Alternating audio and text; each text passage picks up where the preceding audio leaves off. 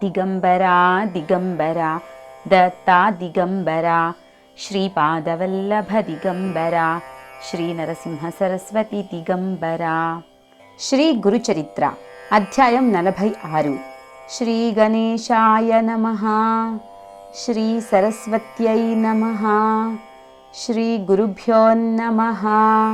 నామధారకుడు: స్వామి, శ్రీ గురుడి వద్ద మరొక కవి శేఖరుడుండేవాడంటిది కదా, అతడెవరు?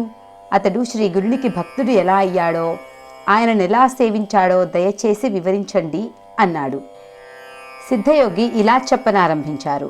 శ్రీ గురుడి అనుగ్రహంతో అద్భుతమైన కవితాశక్తిని పొందిన నందిశర్మ కీర్తి ఎంతగానో విస్తరించింది. అతడు వ్రాసిన కవితలు ఎన్నో ప్రాంతాలలోని భక్తులు ప్రీతితో పాడుకుంటుండేవారు.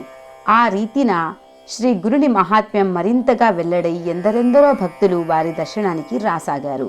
గాన్గాపురం సమీపంలోనే హిప్పరిగి అనే గ్రామమున్నది. ఒకసారి ఆ గ్రామం నుండి కొందరు భక్తులు శ్రీ గురుని దర్శనానికి వచ్చారు. వారు ఆయనకు పాద పూజలు చేసుకోదలచి, ఆయనను ప్రార్థించి, ఆయనను ఎలాగో ఒప్పించి మేళ తాళాలతో ఊరేగిస్తూ తమ గ్రామానికి తీసుకువెళ్లారు. వారి రాక ఆ గ్రామంలో గొప్ప ఉత్సవంగా జరిగింది. ఒక్కొక్కరు ఎంతో భక్తి శ్రద్ధలతో శాస్త్రోక్తంగా ఆయనకు పాదపూజలు చేసుకున్నారు. ఆ ఊరిలో ఒక శివాలయం ఉన్నది. అందులోని శివుని పేరు కల్లేశ్వరుడు. ఆ ఊళ్ళోనే నరకేసరి అని ఒక బ్రాహ్మణుడుండేవాడు. అతడు మంచి కవి, శివభక్తుడున్ను. అతడు నిత్యము కల్లేశ్వరుని స్తుతిస్తూ పంచపద్య మణిమాలను వ్రాసి కల్లేశ్వరునికి సమర్పించుకునేవాడు. అతడు ఆ శివునికి తప్ప మరే దేవతలకు నమస్కరించేవాడు కాదు, మరే దేవతను స్తుతించేవాడు కాదు. అతడొకరోజు శ్రీ గురుడి గురించి నందిశర్మ చేసిన స్తోత్రం విని, ఇతని కవిత్వం ఉత్తమంగా ఉన్నది, అయినప్పటికీ ఇది కేవలం నరస్తుతే కనుక పనికిరాదు అని తలచాడు. శ్రీ గురుడు ఆ గ్రామంలో భిక్ష చేసిన రోజున కొందరు బ్రాహ్మణుడు ఆ కవి వద్దకు వెళ్ళి, కవిచంద్ర, మీ పద్యాలెంతో మనోహరంగా ఉంటాయి. శ్రీ నృసింహ సరస్వతి యతివరేణ్యులకు కవిత్వం అంటే ఎంతో ప్రీతి కనుక వారిని స్తుతిస్తూ మాకు 4 పద్యాలు వ్రాసిస్తే అవి వారి చెంత చదివి వారి అనుగ్రహం పొందుతాము అని కోరారు. నరకేసరి, అయ్యా, అది నా వల్ల కాదు, కల్లేశ్వరుని తప్ప మరే దేవతను స్తుతించను. ఆయన సేవకే నా కవితను అంకితం చేసుకున్నాను. అటువంటప్పుడు కేవలం ఒక మానవ మాతృడైన సన్యాసిని నా కవితతో ఎలా స్తుతించేది అని చెప్పాడు. తర్వాత అతడు కల్లేశ్వరుని పూజించుకోవడానికి ఆలయానికి వెళ్ళాడు. అదేమి చిత్రమో కాని ఆ రోజు అతడు పూజ ప్రారంభించిన దగ్గర నుండి అతనికి బాగా నిద్ర తూగసాగింది. అతడు ఎంత ఆపుకుందామని ప్రయత్నం చేసినా ఆగక చివరకు పూజ మధ్యలో కునుకు పట్టింది. ఆ కునుకులోనే ఒక చిత్రమైన కల కూడా వచ్చింది. కలలో కూడా అతడు ఆలయంలో పూజ చేస్తున్నాడు. అతని ఎదుట మాత్రం ఎప్పుడూ కనిపించే కల్లేశ్వరలింగం అప్పుడు కనిపించలేదు. ఆ స్థానంలో శ్రీ గురుడు కూర్చొని ఉన్నాడు. ఆయన నవ్వుతూ, నీవు కల్లేశ్వరుని తప్ప మరెవ్వరిని నీ కవితతో స్తుతించవు గదా, మానవ మాతృలమైన మమ్ము ఈనాడు పూజిస్తున్నావేమి అన్నారు. నరకేసరి త్రుళ్ళిపడి వెంటనే నిద్ర మేలుకొన్నాడు. మరలా పూజ ప్రారంభించిన కొద్దిసేపట్లో కునుకు పట్టింది. శ్రీ గురుడు మళ్లీ స్వప్నదర్శనమిచ్చి, మేము కల్లేశ్వరుడు వేరుగాదు అన్నారు. ఆ కలలోనే అతడు పూజ పూర్తి చేసి 5 పద్యాలతో స్తుతించాడు. ఈసారి నరకేసరి మేల్కొని తనకొచ్చిన కలను స్మరించుకొని, అయ్యో, నేనింతవరకు పొరబడ్డానే. ఈ నరసింహ సరస్వతి యతివరేణ్యులు సాక్షాత్తు పరమేశ్వరుడే గాని ఇంతవరకు నేను తలచినట్లు మానవ మాతృలు గారు.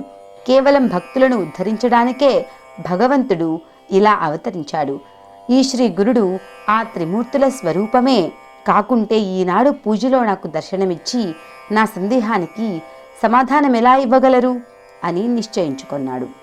వెంటనే బయలుదేరి అడుగడుగునా సాష్టాంగ నమస్కారం చేసుకుంటూ శ్రీ గురు దర్శనానికి వెళ్ళాడు. ఆ సన్నిధి చేరగానే అతడు నమస్కరించి చేతులు కట్టుకొని స్వామిని తన కవితతో ఇలా స్తుతించాడు. అనంత సచ్చిదానంద స్వరూపులైన మీరు సాక్షాత్తు ఆ కల్లేశ్వరులే. అది తెలియక నేనింతవరకు మిమ్మల్ని స్తుతించనైనా లేదు. చిరకాలం కఠోర తపస్సులు చేసిన యోగులకు కూడా మీ సాక్షాత్కారం లభించదు. కల్లేశ్వరుని కృప వలన నాకీనాడు మీరు దర్శనం అనుగ్రహించారు. ఈ దుఃఖసాగరంలో మునిగి దారి తెన్ను కనిపించక బాధపడుతున్న భక్తులను రక్షించడానికే మీరిలా అవతరించారు. ఇక ఈ లోకంలో మీ పాదాలను ఆశ్రయించక ఇతర మార్గాల కోసం వెతుకులాడటం వ్యర్థమే అని స్తుతించాడు. స్వామి నవ్వి, ఏమయ్యా, ఇంతవరకు నీవు మేము కేవలం మానవ మాతృలమని, మమ్మల్ని ప్రజలిలా పూజించడం తగదని ఆక్షేపిస్తుంటివే, ఇంతలో నీ మనస్సు ఇలా ఎందుకు మారింది అని అడిగారు. నరకేసరి నమస్కరించి, స్వామి, నేను అజ్ఞానమనే చీకటిలో పడి ఉన్నప్పటికీ మీరు నా పాలిట జ్యోతిస్వరూపులై నాకు కనువిప్పు కలిగించారు.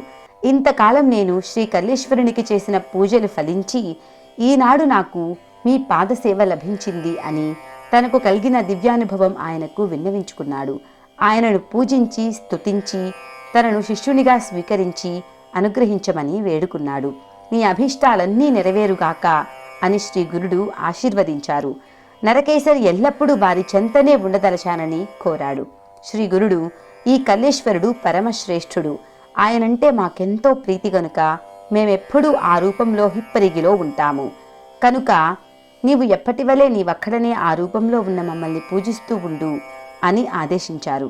కానీ అతడు త్రిమూర్తి స్వరూపుడుగా అవతరించిన శ్రీ గురుని రూపాన్నే సేవించుకోవాలని ఉన్నదని మరీ మరీ ప్రార్థించిన మీదట స్వామి అంగీకరించారు. అప్పటి నుండి నరకేసరి నిత్యము తాను ఆలయంలో కల్లేశ్వరుని పూజించినట్లే శ్రీ గురుని కూడా పూజిస్తూ ఆయనను పంచరత్నాలతో స్తుతిస్తూ ఉండేవాడు. నామధారక, శ్రీ గురుని అనుగ్రహం వల్ల ఇలా మారిన వారెందరో గదా. శ్రీ దత్తాయ గురవే నమః. శ్రీ శ్రీపాద శ్రీ వల్లభాయ నమః. శ్రీ నృసింహ సరస్వత్యై నమః.